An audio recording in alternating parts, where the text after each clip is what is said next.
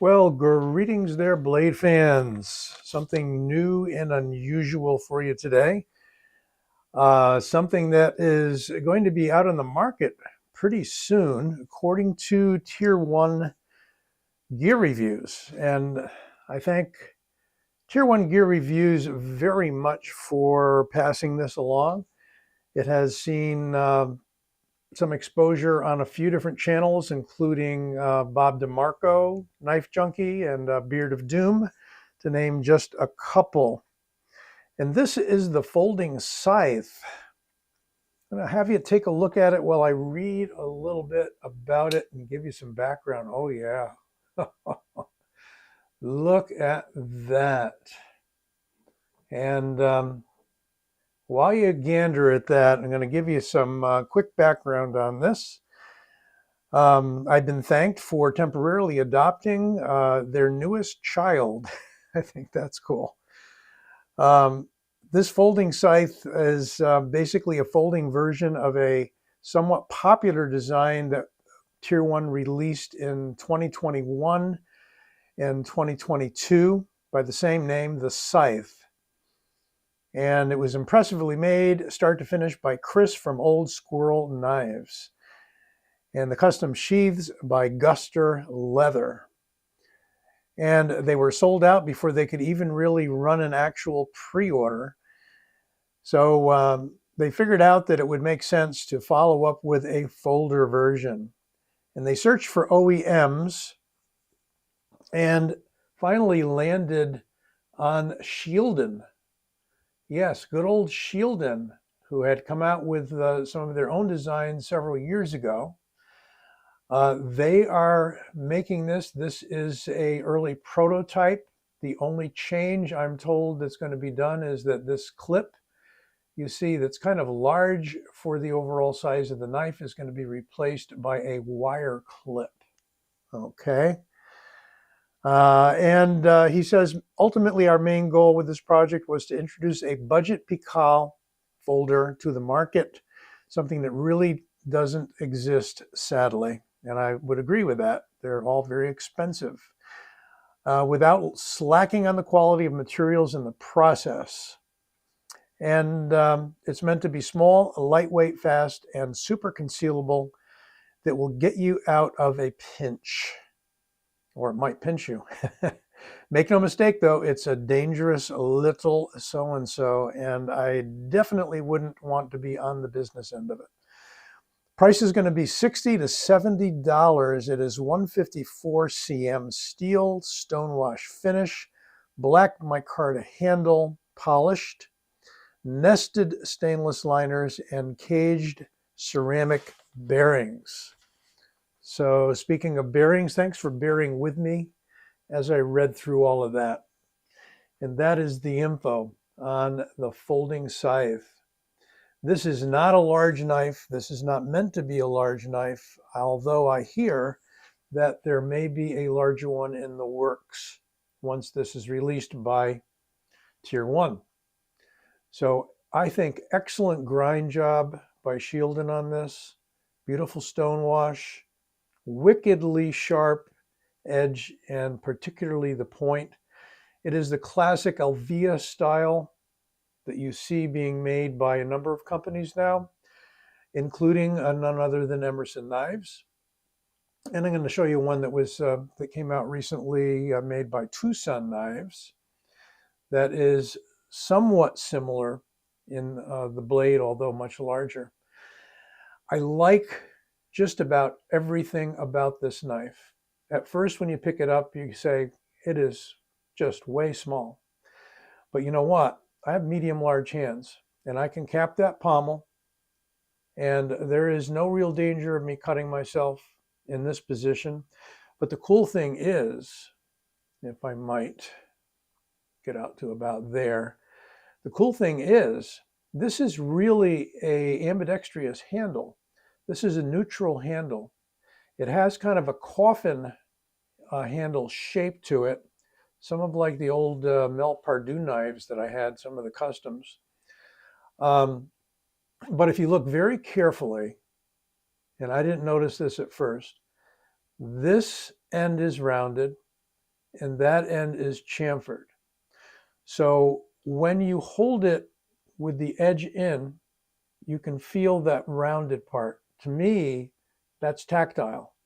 I can tell in the dark that this edge is in. Because you've got a neutral handle, you can actually use this in karambit style with the point out, raking away from you. Because it's perfectly straight and can be held in any position. You got some really nice, effective jimping here. Your thumb doesn't slide on it. It's pretty grabby, but it's fine and it's not cut too deeply. I can place my thumb there in case you want to use a point forward claw style, as some of the karambit stylists use with their karambits. But you can hold it this way. You can hold it this way for your circular thrusts in Filipino style. You can hold it with the point down edge in, which is the traditional Pikal style. Or, as I was saying, you can hold it karambit style, edge out. Very versatile, all four positions, right? Point up, point down in this position, and edge in, edge out with a point down. Really, really nice. And I don't know that anyone else has remarked about that, but I saw that right away. There's, I believe that's Shieldon's logo. If it isn't and it's tier ones, I apologize, but I think that's Shieldon's. I'm fairly sure. 154 cm, there's the marking right there. And that's a great steel for this to be made between 60 and 70 bucks. I mean, there was a time when 154 cm was the steel to beat. Benchmade was using it, Emerson was using it. All the high-end production knives were using 154 cm. So guess what? It's still good. Better steels have been developed, but for the purpose here, for the get off me knife, as Tim Kell likes to say, GOM, get off me, right? This is the blade to beat, because look, completely gone. And I didn't bring it down to the table, but there is the Strelet, which is a push dagger knife about this size, designed by Ostap Hell and produced by Best Tech, that kind of falls into the same category. It's a, if you recall my review on it, or you've seen it elsewhere, or you have one, it sticks out between the fingers about, just that much, and it's got a claw style blade. This is in that same category. It's light as a feather. It's always with you. This can easily hide in the fifth pocket or in your back jeans pocket. The flipper is quite nice. There's jimping on it, and you can either push button it very positively, or you can light switch it. And it's just that big. It is a little beauty. I will definitely be getting one when they become available. I suggest if you're into this style of knife, it's going to be hard to beat, especially for that money. So we're talking about 6 1/4 inches if I go to the clip. And we're talking a blade of, we're going to call that 3.5 inches. I'm sorry, 2.5 inches. 2.5 inches. With a cutting edge of like 2 3/8. For thicknesses, got a pretty good thick handle for the size of it, 0.53, which is really nothing. And 0.11 for the thickness, which means we're probably going to get 2.8. Yeah, let's try that again. 3 millimeters, well, I'll call it 3 millimeters, 0.11 inches. And weight, of course, because it's going to be a lighty.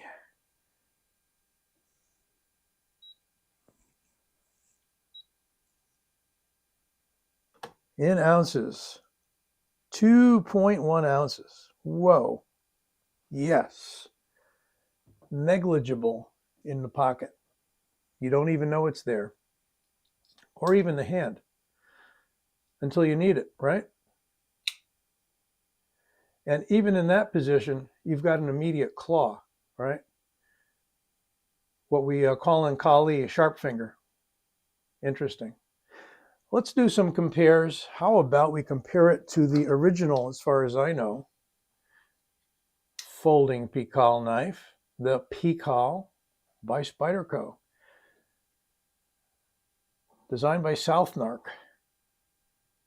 And that was meant to be a get off me knife.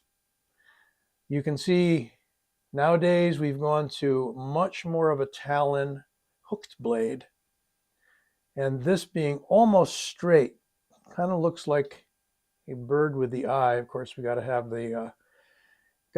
the hole because it's Spyderco. And you'll notice this one has a wave opening feature, which is a rod that actually does unscrew if you don't want it there. So you could open it that away. Has their ball bearing style lock. I forget the name of it. I'm sure you'll tell me what it is. And this does have the wire clip. So if you can picture this guy with a wire clip, that's what it's going to be. And I think that'll be nice. It'll be lightweight and minimalist to go along with the lightweight and minimalist knife. Now, I don't expect this knife to have everything. It doesn't have a wave open feature, primarily because of the ergos on it. I mean, the blade profile. But I said it was sharp, and oh yeah, a little bit of foam there, right in. No problems, no problems. And I think that this edge probably has been used a bit, so I'm not going to claim that this edge is either too sharp or too dull or what have you. But with a ceramic rod, very easy to sharpen up. Prototypes, we're not really even supposed to be testing the sharpness on them anyway. When production comes out, it should be razor blazing sharp. But in the meantime, you've still got a wicked point on this particular one.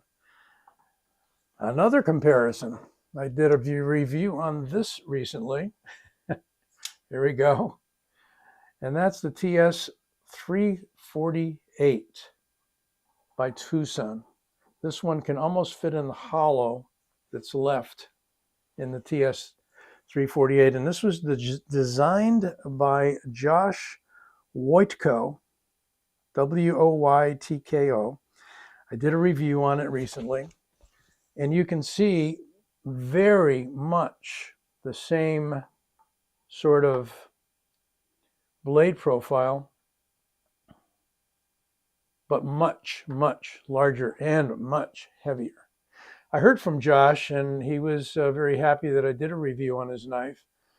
I think it's more of a showpiece than a real user because it is so slick.